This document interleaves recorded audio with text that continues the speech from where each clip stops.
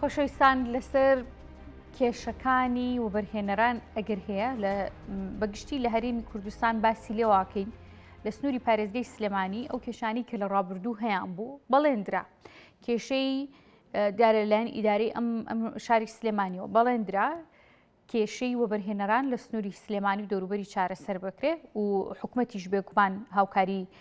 هەماهەنگ بێت بۆ جێبەجێکردنی ئەم بەڵێرانە بەڵام ئێستا تا چنی ئەو بەڵێنانە جێبەجێ کراوە و کێشەکانی بەردەم وەبەرهێنەران لە سنووری پارێزگای سلێمانی خۆی لە چیدا دەبینێتەوە هاوکاریەکانیان لە ڕووی دارایی و لە ڕووی کار ئاسانی و کۆمەڵێک بابەتی دیکە کە باجیژێکێکە لە گرنگترین بابەتەکان لەسەرم بابەتە لەگەڵ بەڕێز عەزیز سەعید وەکو بەڕێوەبەری دەستەی وەبەرهێنەرانی سلێمانی ڕاستەوخۆی سلێمانیەوە میوانێ مامێ گفتوگەم بابەتاکەین کاک عەزیز زۆر سپاسی ئامادەبوونی جەناب دەکەم بەر لە هەموو شتێک ئێستا ڕەوشی پارێزگای سلێمانی یاخود سنووری ئیداری سلێمانی و دەوروبەری چۆنە بینن بۆ کاری وەبەرهێنەران؟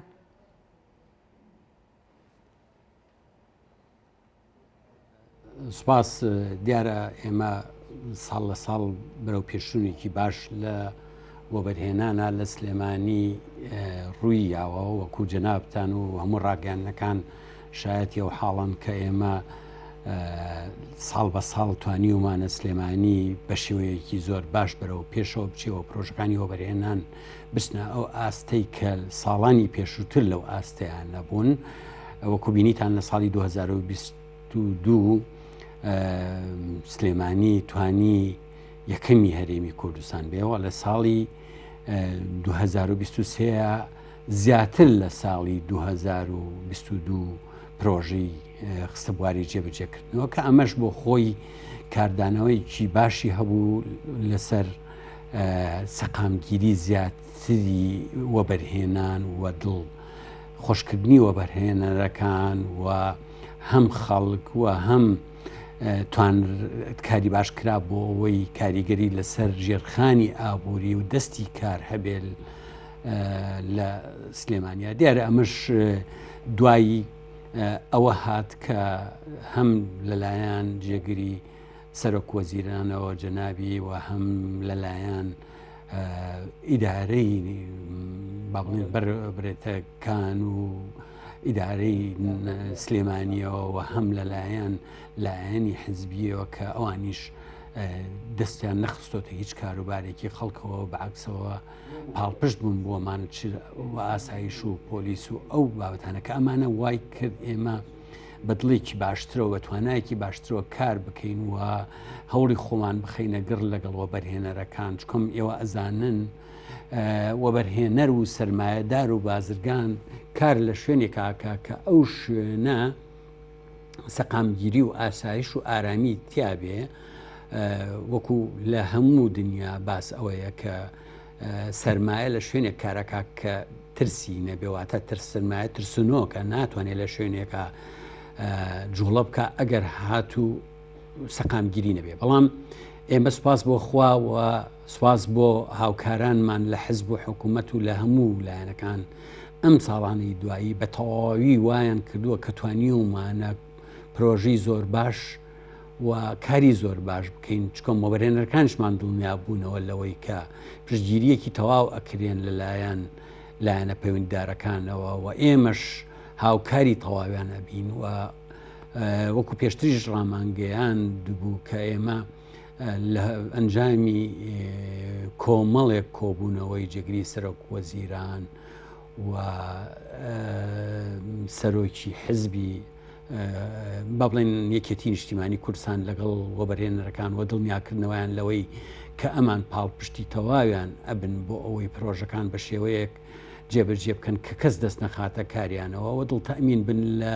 پارەکانیان لە ناوچەکەیە ئەمە کاری باش بوو کە هەنگاوی باشی بۆنا و من سوپاسیان ئەەکەم بۆ ئەو هەنگاوانە کە بوونە هۆی ئەوەی ئێمە بتوانین لە ساڵی 2023 ئەنجامێکی زۆر باش بەدەستبێنین کە لەوانەیە بە درێژایی ئەو 20 ساڵەی پێشوو کە لە وەبەرهێنانە ئەو ئەنجاممان بەدەست نهێنابێ ئەمەش ڕاستی بۆ خۆی کارێکی گرنگ و گەورەیە بۆ سلێمانی و بۆ ناوچەکەەوە بۆ هەرێمی کوردستان کە ئەبێتە جێی خۆشگوزەرانی و کاری باش بۆ سلێمانی کە ئێوە ئەتان بەکو ئەبینن لە ئێستاە سلێمانی بژانەوەیکی زۆر گەوری بەخۆی بینیوە کۆمەڵێ پرۆژەی زۆر گەورە لە پردوو لە جادە و لە ئاوەڕۆ و ئاوەڕۆکراوە کە ئەمانە سەرنجامی ئەو پرۆژانی وەبەرهێنانن سەرڕای ئەو جوانکارێ بیناکاریەوە ئەو کارە باشانەی کە ئەکرێ ئەگەر لەگەڵی شیابین کار بیر لەوە بکەینەوە کە چەند دەستی کار کە ئێمە لە پێشترا کە ڕامانگەیان کە نزیکەی 20,000 دەستی کاری حەقیقی کارەکاوە ناڕاستە و خۆش نزیکەی 10,000 کە ئەمانە کاریگەری باشی لەسەر سەقامگیری شار وە سلێمانی ئەبێ و لە سەروی هەموویشانەوە ئەو هەوڵەیە کە دەوروبەرەکەمان لە سەروی ئێمە لە حزب لە حکوومەت پشتگیری ئەومانەکەن کە وەبەرهێنەرەکانمان دڵنەوایی بکەن و ئاگاداریان بن و نەهێڵن مافەکانیان بخورێ و کار ئاسانیان بۆ بکرێت لایەن لە پەیوەنددارەکانەوە کە ئەمانە هۆکاری باش بوون کە بتوانین لە بواری وەبەرهێنانە سەرکەوتنێکی باش بۆ سلێمانی و کارێکی باش بۆ سلێمانی بکرێت. جناب لە قسەکاندا باسی لە چەند شتێک کرد کە لە لای من بۆتە پرسیار باسی لە داهاتی وەبەرهێنەران کرد هەلومەرجی لەبار بڕەخسێت بۆ ئەوەی کە بتواندێ وەبەرهێنەران بە شێوەیەکی ئارام سەرمایەکانیان بخەنە بازاڕەوە. لە ئێستادا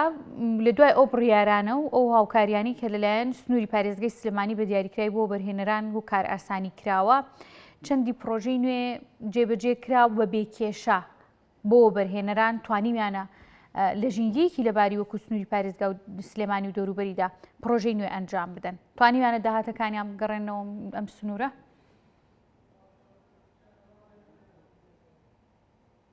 من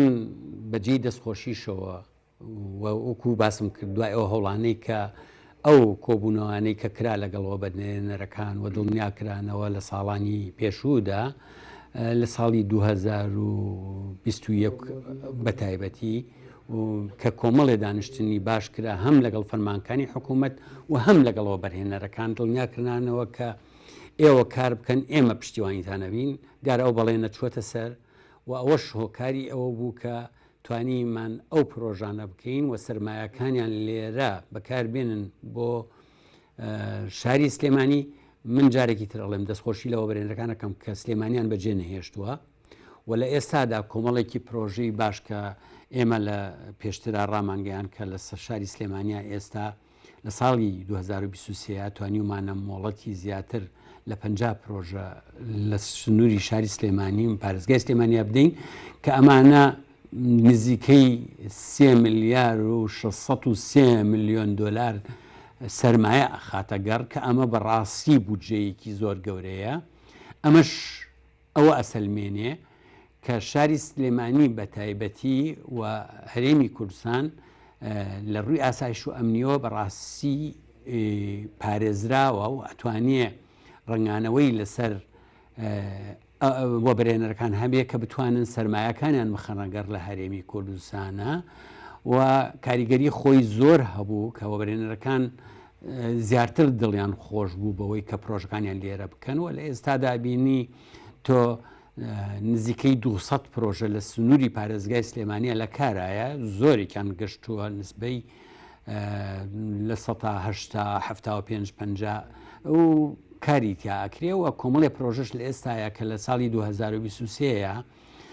مۆڵەتمان ناوتمان زیاتر لە 50 پرۆژە ئەم پرۆژانش ئێستا چوونەتە بواری جێبەجێکردنەوە لە هەموو شوێنەکەەوە کا لەسەر ئەم پرۆژانکرێەوە هیوادارم لە ساڵی 2024 بە چاوی خۆمان ببینین ئەو بژانەوە و ئەو معالمی ئەو پرۆژانە دەرکەوێت کە کراوە لە ئەم سنوورەیە کە وەکو خۆتان نەزانن ئەگەر سلێمانی 2024 مقارنە بکەی لەگەڵ 2022 زۆری جیاوازە چکم کۆمەڵێ پرۆژەی گەورە و گرنگ بەدەرکەوتووە و بەرهێنەرەکانیش زیاتر ئێستا مهتەمن بە گرنگیان ناوە بە شاری سلێمانی تا بتوانن پرۆژەی باشی تیا بکەن. یەکێک لە کێشەکان کە بێگومان تەنها لە هەرێمی کوردستان و لە سنووری پارێزگای سلێمانیدا نییە لە جیهانیشدا کەم تا زۆرێکەمە بەدی دەکرێویش وەرگرتنی سەرانەیە لەلایەن وەبەرهێنەرانەوە سەرمایەدارانەوە بازرگانانەوە. ئەم حاڵەتە تا چەند بەدی دەکرێت گەر لە دوای هەمینیشانەوە سەیری بکەین کە لە سنووری پارێزگای سلێمانیدا هەبوو تا چەند لە سلێمانیدا ڕێگری لەم جۆرە کارانە دەکرێت و ئێستا ڕەوشی وەرگرتنی سەرانە و کۆمەڵە بابەتێکی نایاسایی کە ڕوودەدات بەرامبەر بۆ بەرهێنەران تا چەند ئاسایی بۆ تۆ ڕێگری لێ دەکرێت لەم سنوورەیە؟ من بە حکمی ئەوەی چەند ساڵێکم بەڕێوەبەری گشتی و بەرهێنانی سلێمانیم ساڵ بە ساڵ زۆر بەباشی کار لەسەر ئەمە کراوە و دەرەنجامی زیادبوونی پرۆژەکانی سلێمانی و زیادبوونی پرۆژێ وەبەرهێنان لە ناوچەی پارێزگای سلێمانیە دەرەنجامی ئەو کارەیە کە کراوە لەسەر ئەوانەی ڕێگان نێن بە هیچ حزب و هیچ لایەنێک و هیچ کەسێک بێت سەرانە لە خەڵکی وەرگێ و ساڵی پار ئەو بابەتە درایە دەستی ئەنجومەنی شارەوانی سلێمانی کە توانوێتی کۆمەڵە پرۆژەی باش وەکو بەخشین لەلایەن وەبەرهێنەکانەوە بکرێن نەک وەکو ئەوەی تەڵەن هەموو وەبەرهێنەرێک کە خەڵکی ناوچەکە و خەڵکی سلێمانیە حەزەکە کاتێ پرۆژەیەکەکە پرۆژەیەکیش بۆ شاری سلێمانی بکە کە جێگای بێ و سبەی ڕۆژ بڵێن وەڵا ئەو پرۆژە کەسێکی شاری سلێمانی کردوێتی ئێمە بە هەموو جۆرێک بە هەموو جارێک لەگەڵ ئەوە نین سەرانە لە هیچ وەبەرهێنەرێ وەربگیرێ و حکوومەتیش و حزبیش بەڕاستی دژایەتی ئەوەی کردووە کە سەرانە لە خەڵکی وەرگیرێ بەڵام زۆر جارێک لەم لاو لەولاوە لە هەوڵ دراوە کە ئەوە بکرێ بەڵام هەوڵەکان هەموو جارێ بەرەنگاری کراوە و ڕێگانە دراوە کە ئەوە بکەن و هیوادارم ئەم کارانەی کە ئێستا ئەکرێ بۆ ئەوەی ڕێگا بگیرێ لەو بابەتانە کارێکی گەورە کە کراوە ئەویش دڵنیاکردنەوەی وەبەرهێنەرەکان و سەرمایەدارەکان و بازرگانەکانە کە ئێوە کار بکەن ئێمەشەتان پارێزین و ڕێگا نایەن کەس دەست بخاتە ئیش و کارەکانتانەوە و سەرانتان لێوەربگرێ بەڕاستی وەبەرهێنانیش ئەمە بۆ وەبەرهێنان پاڵپشتێکی گەورەیە کە ئەتوانێ پشت بەسێ بەم خاڵە گرنگەی کە پشتیوانێکی تەواومان هەیە بۆ پارێزگاری لە وەبەرهێنەرەکان و سەرمایەدارەکانن تا بتوانین ئێمەش نازمان هەبێ بەسەر ئەو دەوڵەمەند و ئەو سەرمایەدار و بازرگانانە بڵین وەرن ئێمە ئەتان پارێزین بە حکوومەت و بە حزب و بە ئاسایش و بە پۆلیس و بە دادگا ئێوەش وەرن کارەکانتان بکەن ئێمەش بەو نازە بتوانین پرۆژەی باش و گەورە و گرنگ بکەین بۆ شار و وڵات. ئاتەیە ساییەکان لە سنووری پارێزگای سلێمانی تونتر و گونجاوتر بێ بۆ بەرهێنەران کە ڕێکارێکی نایاسایی بەرامبەریان نەگیرێتە بەر؟ وەڵام من لەگەڵ ئەوە من خۆم لە وەکو کارکردنمان لە بەڕێوەبەری گشتی و وەبەرهێنانی سلێمانی دژی ئەوەین لە یاسا دەرچین بۆیە بەزاندنی سەروەری یاسا بە دڵنیاییوە کارێکی زۆر خراپە و ئەگەر کارەکان بە شێوەی یاسایی بێ وەبەرهێنەرەکانیش پێیان خۆشە یاسا پاڵپشتیان بێ و ئێمە کارێک ناکەین کە ڕێگری بکەین لە کاری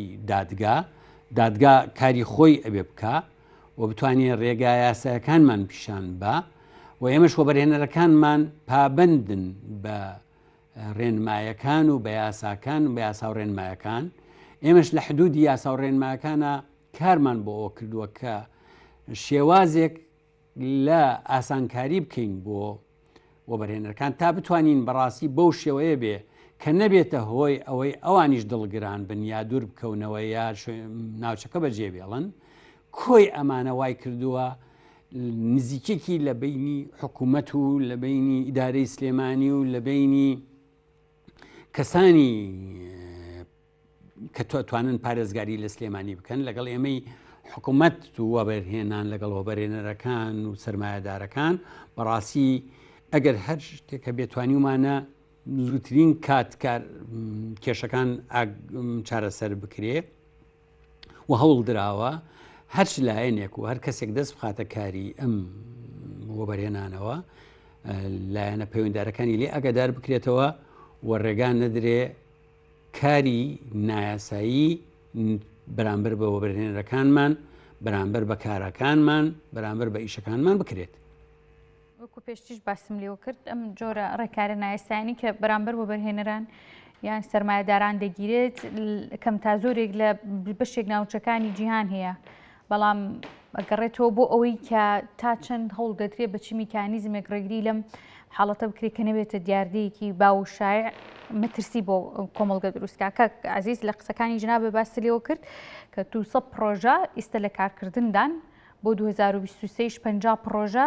مۆڵەتی نوێیان پێدراوە بۆ کارکردن. ئەو 200 پرۆژەی کە ئێستا لە کارکردندان زیاتر خۆی لە چیدا دەبینێتەوە؟ ئەو 50 پرۆژەیشی کە لە 2023 مۆڵەتیان پێدراوە چەندێکیان دەستیان بە کارەکانیان کردووە؟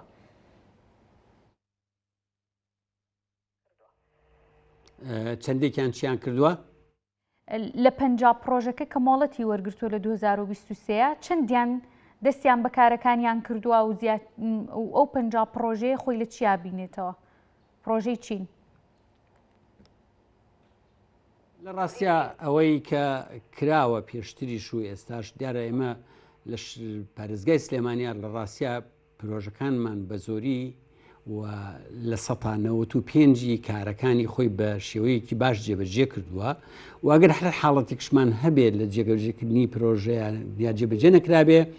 ئیجراعاتی یاسایی خۆمان بەرامبەر کردووە و ئەتوانیومانە پرۆژەکە یا لی وەرگرینەوە یا حالەی کەسێکی تری بکەین تا پرۆژەکەمان نەبێ بە پرۆژەی ڕاگیرا و ئەو پرۆژانەی لە جێبەجێکردناوەکو لە پێشتریش باسم کرد زۆرێکیان کارەکانی گەشتۆتە کۆتایی و ئیشی تیاکرێ. ئەوانش کە لە ساڵی 2023 مۆڵەتمان ناوە کە زیاتر لە 50 پرۆژەیە لە ڕاستیا زۆربەی کارەکانی دەستیان پێکردووە و کاری تیاکەن چکۆم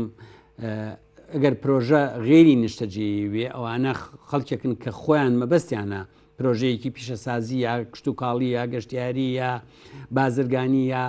تەندروستی پەروەردەیی دیارە ئەمانە هەمووی پرۆژەی گرنگن و کەسەی کە مەبەستێتی کاری تیا بکە. دیارە ئێمە کۆمەڵێ سێکتەرمان هەیە زیاتر نزیکەی 14 سێکتەرمان هەیە واتە 14 بوارمان هەیە کە وەبەرهێنەرەکان ئیشی تیاکەن و بۆی ئەوە بیزانن تەنها نیشتەجێیی نییە سێکتەرە گرنگەکان لای ئێمە سێکتەری پیشەسازی و کشت و کاڵی و گەشتیاریە لەگەڵەوە سێکتەری کەمان هەیە کە سێکتەرەکانی تەندروستی و پەروەردەیی و خوێندنی باڵا و وەرزشی و سێکتەری خزمەتگوزاری و سێکتەری بازرگانی و سێکتەرەکانی تریش ئەمانە کۆمەڵی سێکتەری گرنگن. ئێمە لە تەواوی ئەم سێکتەرانەیە ئیشمان کردووە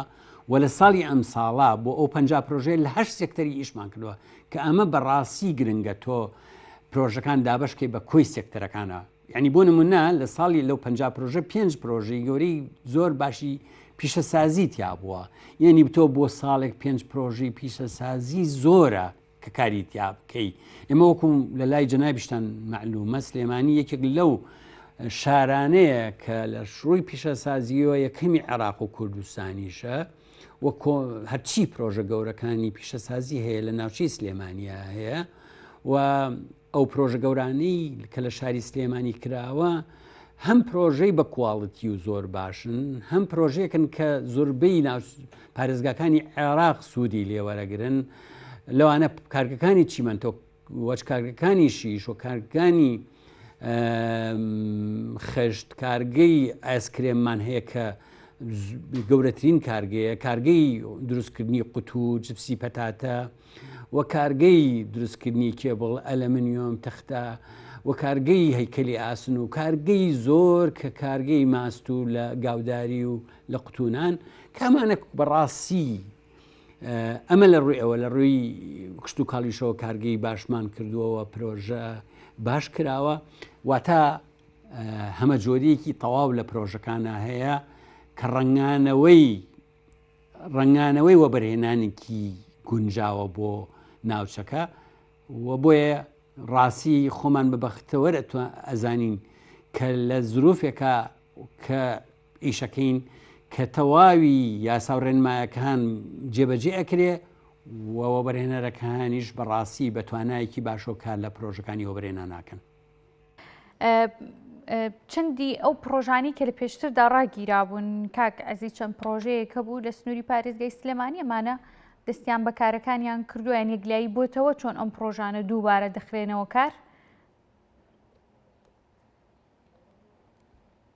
ئێمە پێشتریش لە هەموو ڕاگەنەکان ئێمە پرۆژەی ڕاگیراومان نەبووە لە سلێمانیا. ئێمە وەکو وەبەرهێنان هیچ پرۆژەیەکی ڕاگیراومان نەبووە. تەنها چەند پرۆژێکمان هەبووە کاتی خۆی کە کێشەیان هەبوو بەرهێنەرەکان نەیانتوانیوە لە کاتی خۆیان جێبەجێ بکەن. ئێمە ئەو پرۆژانەمان وەرگرتەوە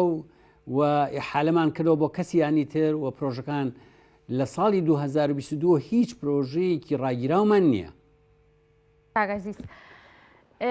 وەبەرهێنەران بەشێکیان لە ڕابردوو ساڵانی ڕابردوودا بەشێک لە پرۆژەکانیان دەبردە نەک تەنها دەرەوەی هەرێمی کوردستان و عێراق بەڵکو دایان بردە دەرەوەی عێراقیش نەک تەنها هەرێمی کوردستان.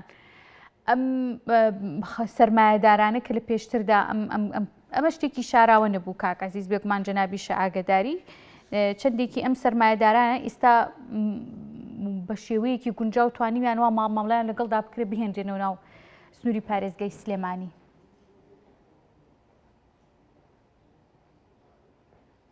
لەوانەیە لە ساڵانی ڕابردوو چەند ساڵێکی پێش ئێستا لەگەڵ ساڵی 2019 هەندێک لە وەبەرهێنەرەکان دڵیان زویر بوو یا بتوانین یا بڵێن پرۆژیان ناکرد، بەڵام توانرا بە هیمەتی ئەو برابە ڕێزانە ئەمانە قسەیان لەگەڵا بکرێەوە بانگ بکرێنەوە و هەوڵیان لەگەڵا بدرێت کە سەرمایەکانیان بخەنەوە گەڕ و ئەنجامی ئەو وەکو پێشتریش باسمان کرد ئەو کۆبوونەوە لەگەڵیانە و دانیشتن لەگەڵیانە و ئەو وعدانیان کە درادیەوە ئەو پاراستنی کە بپارێزرێن لە هەموو دەسێک ئەمانە وای کرد ئێمە جارێکی تر وەبەرهێنەرەکانمان بگەڕێنەوە سەر ئیشەکانی خۆیان و من خۆشبەختانە جارێکی تر ئێڵێمەوە کە لە سلێمانیا کەمترین وەبەرهێنەر ڕاستەقینەکان ئەڵێم جارێکی تر سلێمانیان بەجێ نەهێشتووە. ئەوانەی کە سلێمانیان بەجێهێشتووە وەبەرهێنەری ڕاستەقینە نەبوون، ئەوانەی کە سلێمانیان بەجێ نەهێشتووە وەبەرهێنەری ڕاستەقینەن، ئەوانن کە شارەکان خۆشەوێ سەرمایەکانیان ئەوێ لە سلێمانیا و جێدەستیان دیار بێ. ئەمانە هەمووی ئەگەر چەند وەبەرهێنەرێکی شوو بێتن لە شوێنە کاریان کردبێت لە ناوەڕاست و خواروی عێراق یا لە وڵاتانی دەوروبەر کەمێکی کەمن، بۆیە وەکو بینیتان لە ئەنجامی ئەم هەموو پاراستنە و پارێزگاری لێکردنیان و هاوکاریکردنیان و کاراسانی بۆیان ئەنجامەکانی زۆر بە جوانی بە دەرکەوت لە ساڵەکانی 2022 و 2023 و ئەنجامی ئەوە بوو کە کۆمەڵی پرۆژەی باش و لە ساڵەکانی ڕابردووی پێشووتر هەموو ساڵەکان بە باشتر کار لە وەبەرهێنانە بکرێت. کاکەزی سەبارەت بە قسەکانی پێشتر باس لەوە کرد کە لەو پرۆژانەی 50 پرۆژەی کەمەڵەتیان پێدراوە لە 2023 پیشەسازی تێدا بووە، گەشتیاری و کشتتوکاڵی تێدا بووە. یعنی تهدید کراوە چەند پرۆژە دیاری کراوە چەند پرۆژە پێویستە پیشەسازی بێ کشتتوکاڵی بێ گەشتیاری بێ. پێشتر پارێزگای سلێمانی کێگولە و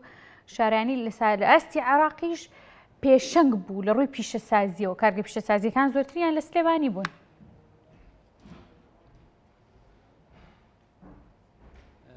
من ئێستا ئێڵێمەوە جارێکی تر ئێڵێمەوە ئەڵێم بەداخەوە تا ئێستا ئێمە نێخشە ڕێگای گشتگیرمان بۆ هەرێمی کوردستان نییە کە ئەکرێ هەر شارێک چەند پرۆژەی یعنی وەزارەتی پلاندانان لەگەڵ وزارەتە پەیوەندیدارەکانە نەیانتوانیوە و دەستەی وەبەرهێنانیش هەتا ئێستا نەمانتوانیوە کە نەخشە ڕێگای وەبەرهێنان دروستکەین کە بریتە لەوەی کە بتوانرێ دیاری بکرێت چەند پرۆژە ئەبێ لە بواری ئەوەیە و لە کام شار بێت. چکەم ڕاستی هەر شارێک و هەر پارێزگایەک مقاوماتی خۆی هەیە. ئێستا تۆ گەر بیستە شار باژێر ئەتوانی جۆرێک لە پرۆژە بیستە شارە زۆر جۆرێک لە گەرمیان جۆرێک لە پرۆژە. سلێمانی جیاواز لە گونجاوە بۆ کۆمەڵێ پرۆژە لە بوارە جیاوازەکانە هەولێر شتێکی کەوە دهۆک. ئەمە ئەبێ نەخشە ڕێگای تایبەت هەبێ بە وەبەرهێنان کە لەلایەن وەزارەتەکانی تری حکوومەتەوە و لە ئەنجومەنی وەزیرانەوە و ئەنجومەنی باڵای وەبەرهێنانەوە نەخشە ڕێگایەک وەزارەتی پلاندانان پێشکەشی بە ئێمە بکە. ئێمە بڵێن شاری سلێمانی بۆ لەم ساڵەیە ساڵی داهاتووە ئەمەنە پرۆژەت پێویستە، ئەوەنەی لە بوارەکەی بواری نیشتە جێبوونابێ، ئەوەنەی لە بواری پیشەسازی و ئەمەی لە کشتتوکاڵی بەم شێوەیە بێ بەڵام ئێمە بەداخەوە لە بەرەوەی پێویستی بە بجوە هەیە و هەرێمی کوردستانیش لە قەیرانی دارایە نەیتوانیوە ئەو نەخشە ڕێگایە دروست بکە چکۆم ئەوە بەڕاستی پێویستی بە پاکێجێکی تەواو هەیە هەر لە ئەرزەوە ئامادەکردنی بۆ پرۆپۆزەڵێکی کامل کە ئەو پرۆپۆزڵە بە تەواوی هەر وەبەرهێنەرێک کە ڕووەکاتە وەبەرهێنان تۆ پاکێجەی تەسلیمکەی و بڵێ ئەمە ئامادەیە و شوێنەکەی چکۆم ئێستاگەر تۆ لە زۆرێک لە وڵاتەکانی دنیا شوێن وەزارەتی تایبەت هەیە بە وەبەرهێنان ئەو وزارەتە کە ئاڕۆی هەموو پاکێجەکانی ئامادەیە ینی پرۆژەکانی ئامادەکراوە وەبەرهێنەرە کاتێکە ڕوا هەر لەگەڵ وەزارەتی پەیوەندیدار بڵین پرۆژێکی پیشەسازی لەگەڵ وەزارەتی پیشسازی پرۆژەکە لە وەرهێنان و مۆڵەتەکەی وەرەگرێ و ئەچی لەگەڵ ئەو وزارەتیا دەسەکە ئەوان سەرپەرشتی جێبەجێکردنی پرۆژەکەکەن بۆی هەتا ئێستا لە ڕاستیە بەداخەوە ئەیڵێم ئێمە سیاسەتی هێنانی پرۆژە لایەن وەبەرهێنەرەوە جێبەجێەکەین کە لە ڕاستیە وەبەرهێنان بەو شێوەیە نابێ وەبەرهێنان بەپێی ئەبێ بەپێی نەخشە ڕێگا و نەخشەی تایبەتی وەبەرهێنان هەبێ و لەلایەنە پەیوەنددارەکان هەمویان ئامادەکاری لە ڕووی زەوی و لە ڕووی پرۆپۆزەڵ و پێستاندەراتی جیهانی بکرێ و ئامادە بکرێ نەک وەبەرهێنەرەکە بێت 6 مانگ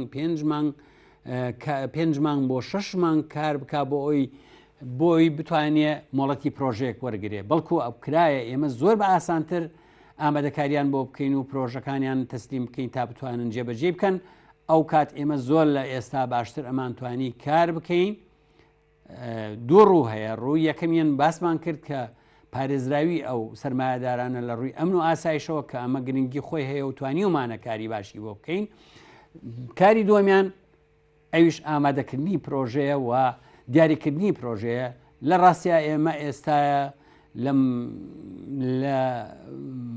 ئامادەکاریکردنان بۆ ئەوی بتوانین بۆ ساڵی داهاتوو واتە لە ساڵی 2024 پلانێکی تازە بەکاربێنین